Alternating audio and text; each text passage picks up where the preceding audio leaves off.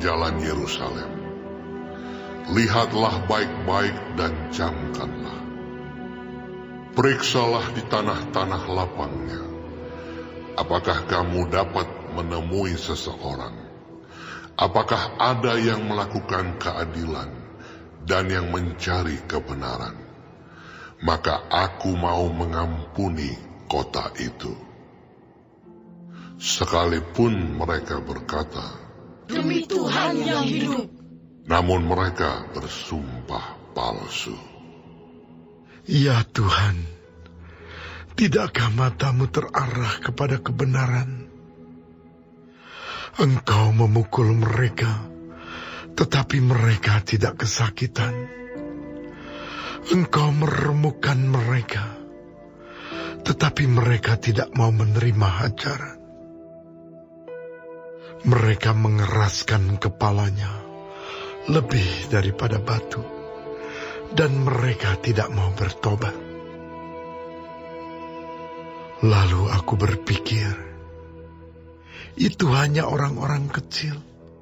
Mereka adalah orang-orang bodoh, sebab mereka tidak mengetahui jalan Tuhan, hukum Allah mereka.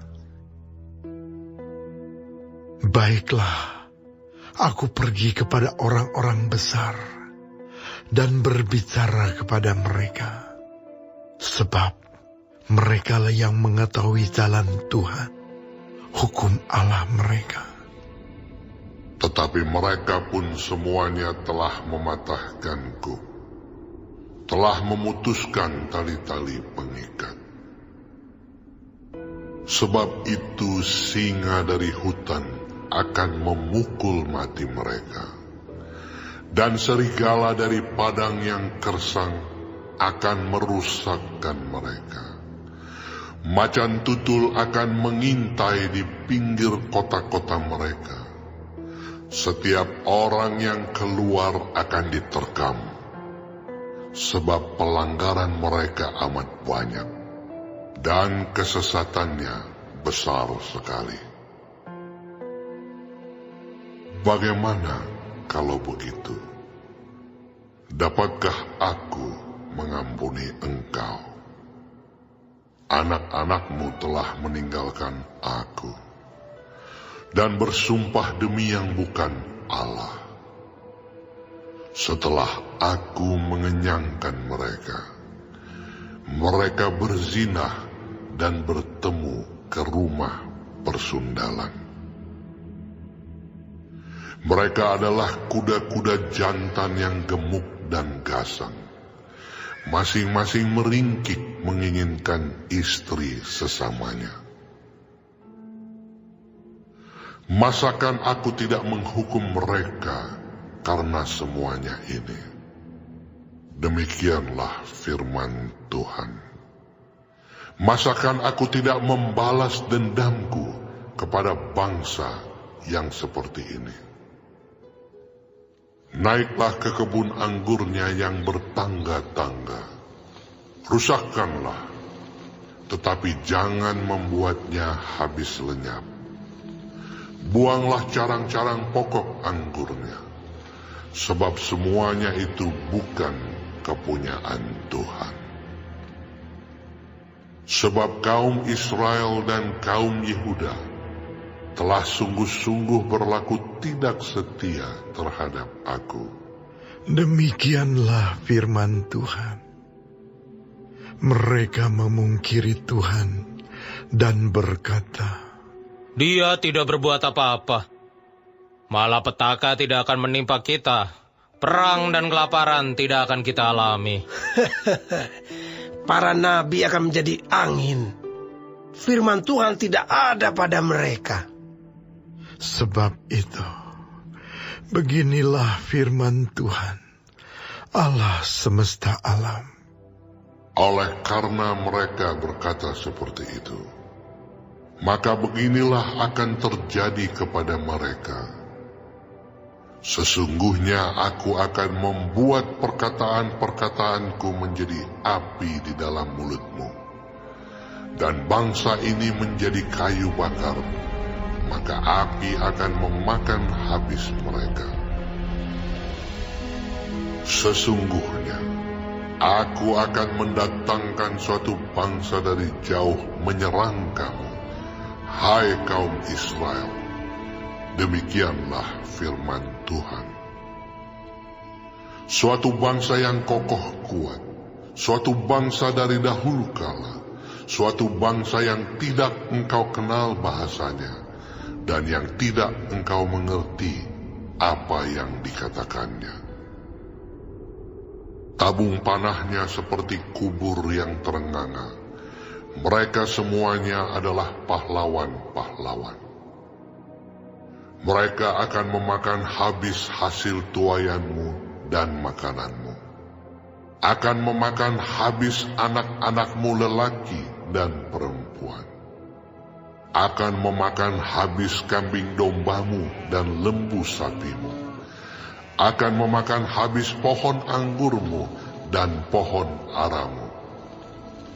Akan menghancurkan dengan pedang kota-kotamu yang berkubu, yang kau andalkan. Tetapi pada waktu itu pun juga, demikianlah firman Tuhan. Aku tidak akan membuat kamu habis lenyap. Dan apabila kamu bertanya-tanya, untuk apakah Tuhan Allah kita melakukan segala hal ini atas kita? Maka engkau akan menjawab mereka, seperti kamu meninggalkan aku dan memperhambakan diri kepada Allah asing di negerimu. Demikianlah kamu akan memperhambakan diri kepada orang-orang asing di suatu negeri yang bukan negerimu. Beritahukanlah ini di antara kaum keturunan Yakub. Kabarkanlah itu Yehuda dengan mengatakan, dengarkanlah ini, hai bangsa yang tolol dan yang tidak mempunyai pikiran, yang mempunyai mata tetapi tidak melihat, yang mempunyai telinga tetapi tidak mendengar. Masakan kamu tidak takut kepadaku? Demikianlah firman Tuhan. Kamu tidak gemetar terhadap aku. Bukankah aku yang membuat pantai pasir sebagai perbatasan bagi laut, sebagai perhinggaan tetap yang tidak dapat dilampauinya? Biarpun ia bergelora, ia tidak sanggup. Biarpun gelombang-gelombangnya ribut, mereka tidak dapat melampauinya. Tetapi bangsa ini mempunyai hati yang selalu melawan dan memberontak. Mereka telah menyimpang dan menghilang. Mereka tidak berkata dalam hatinya, baiklah kita takut akan Tuhan Allah kita, yang memberi hujan pada waktunya, hujan pada awal musim maupun hujan pada akhir musim, dan yang menjamin bagi kita minggu-minggu yang tetap untuk panen. Kesalahanmu menghalangi semuanya ini, dan dosamu menghambat yang baik daripadamu. Sesungguhnya, di antara umatku terdapat orang-orang fasik yang memasang jaringnya. Seperti penangkap burung, mereka memasang perangkapnya. Mereka menangkap manusia. Seperti sangkar menjadi penuh dengan burung-burung, demikianlah rumah mereka menjadi penuh dengan tipu. Itulah sebabnya mereka menjadi orang besar dan kaya, orang gemuk dan gendut. Di samping itu mereka membiarkan berlalu kejahatan-kejahatan dan tidak mengindahkan hukum, tidak memenangkan perkara anak yatim, dan tidak membela hak orang miskin. Masakan aku tidak menghukum mereka karena semuanya ini. Demikianlah firman Tuhan. Masakan aku tidak membalas dendamku kepada bangsa yang seperti ini? Kedahsyatan dan kengerian terjadi di negeri ini. Para nabi bernubuat palsu, dan para imam mengajar dengan sewenang-wenang, dan umatku menyukai yang demikian. Tetapi apakah yang akan kamu perbuat apabila datang kesudahannya?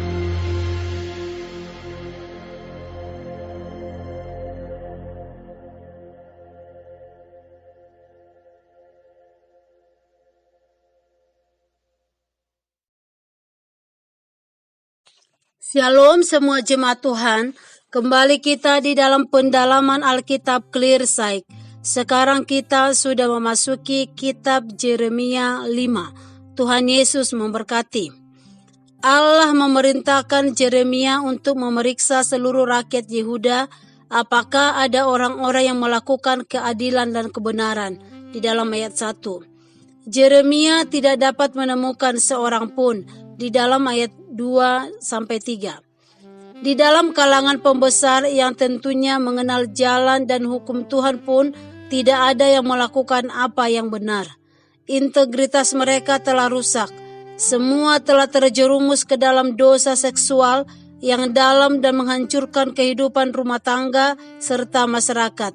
Karena itu, bangsa Yehuda tidak mungkin luput atau lari dari hukuman Tuhan. Mereka harus mempertanggungjawabkan segala perbuatan mereka di hadapan Tuhan. Demikian juga dengan kita pribadi lepas pribadi, akan memberi pertanggungjawaban di hadapan Tuhan kelak. Setiap kita tidak dapat lari atau menghindar dari pertanggungjawaban moralitas di hadapan Tuhan, siapapun kita, apapun kedudukan kita, tanpa terkecuali. Bangsa Yehuda tidak menggunakan kemampuan yang diberikan Tuhan kepada mereka untuk memuliakan Tuhan.